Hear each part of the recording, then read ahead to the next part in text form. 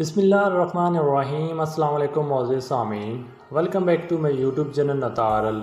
امید کرتا ہوں آپ سب خیریت سے ہوں گے۔ دوستو، اگر آپ نئے ہیں تو ویڈیو کے آخر تک جمع رہیے گا اور اس میں آپ رائے کا لازمی اظہار فرمائیں۔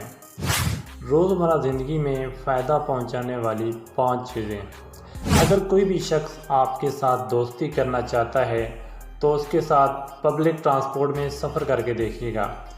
اگر تو سفر کرنے کے بعد اس نے کوئی بھی بہانہ کر کے خود کو کرایہ دینے سے بچا لیا اور آپ کو کرایہ دینا پڑ گیا تو اس کا مطلب یہ ہے کہ وہ صرف آپ کا فائدہ اٹھانا چاہتا ہے اور وہ وقت گزارنا چاہتا ہے۔ ایسا شخص دوستی کے کبھی قابل نہیں ہوتا، تو اس لیے ان لوگوں سے اجتناب کریں۔ اگر زندگی میں کبھی بھی کوئی شخص آپ کے ساتھ کسی بھی قسم کا رشتہ جوڑنا چاہے تو اس کی کسی بھی معمولی سی چیز کو نقصان پہنچا کر دیکھیے گا۔ اگر تو اس نے اپنی چیزوں کی قیمتی ہونے کی چرچا کی تو اس کا مطلب یہ ہے کہ وہ رشتوں سے زیادہ چیزوں کو اہمیت دیتا ہے۔ اس لیے ایسے شخص کے ساتھ کبھی بھی رشتہ مت جوڑیں۔ اگر آپ کے ساتھ زندگی میں کوئی بھی شخص کاروبار کرنے کی خواہش کرے تو اس کے ساتھ ایک پلیٹ میں کھانا کھا کر دیکھیے گا اور مشاہدہ کیجیے گا کہ وہ اچھی چیز خود کھاتا ہے یا آپ کو کھلانے کی کوشش کرتا ہے۔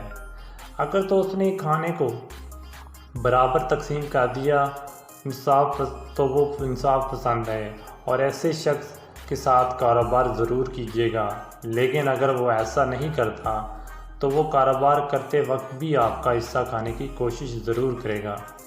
ایسا شخص کاروبار کرنے کے لیے صحیح نہیں ہے، اس لیے ایسے شخص کے ساتھ کاروبار مت کریں، ان لوگوں سے اجتناب کریں۔